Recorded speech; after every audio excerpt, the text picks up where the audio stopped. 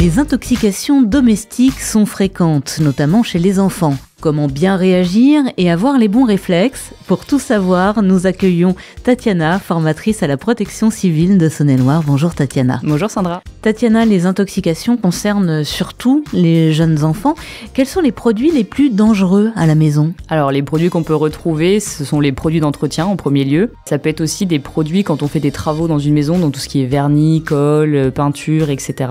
Voilà, c'est les deux principaux types de produits qu'on peut retrouver. Quels sont les premiers signes qui vont nous indiquer qu'il s'agit bien d'une intoxication? Alors déjà, peut-être parler des causes juste avant, c'est que ça peut être une intoxication par ingestion, par inhalation ou par absorption via les pores de la peau. Donc les signes qu'on peut retrouver, c'est douleurs abdominales comme des crampes, des diarrhées, nausées, vomissements, de la fièvre ou même des maux de tête. Si un enfant avale un produit ménager, que faut-il faire immédiatement et est-ce qu'il y a des choses à ne surtout pas faire? Dans un premier temps, éloigner le produit qui a été ingéré, repérer quel type de produit c'est et surtout au niveau des pictogrammes pour pouvoir le transmettre après au SAMU et savoir un peu la quantité qu'il a pu ingérer. Mettre au repos ensuite la victime et appeler le 15 pour avoir un avis médical et du coup transmettre les informations. Et ce qu'il y a surtout à ne pas faire, c'est de faire boire ou vomir la victime. Voilà, on ne fait surtout pas vomir. On ne force pas. Après, s'il vomit de lui-même, on ne peut pas lutter, mais on ne le fait pas vomir de force.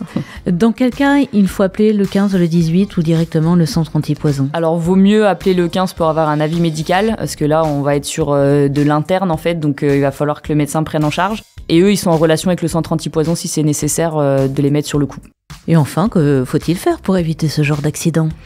Déjà, fermer à clé les endroits où il y a des produits d'entretien ou des produits ménagers, ou alors les ranger en hauteur, ou en tout cas toujours les ranger, et pas qu'ils soient à la vue et à la portée des enfants, surtout en bas âge. Fermer bien les bouchons également. Maintenant, il y a de plus en plus de sécurité, des bouchons un peu difficiles à ouvrir pour que les enfants évitent de justement jouer avec. Et après, c'est de la pédagogie avec l'enfant, il faut lui apprendre que, un petit peu tous les aspects du quotidien, que s'il ingère ce type de produit, il va avoir des séquelles peut-être importantes et que ça peut être dangereux. Merci beaucoup Tatiana, et on se dit à très vite pour d'autres conseils premiers secours et prévention avec la protection civile de Saône-et-Loire. Merci Sandra.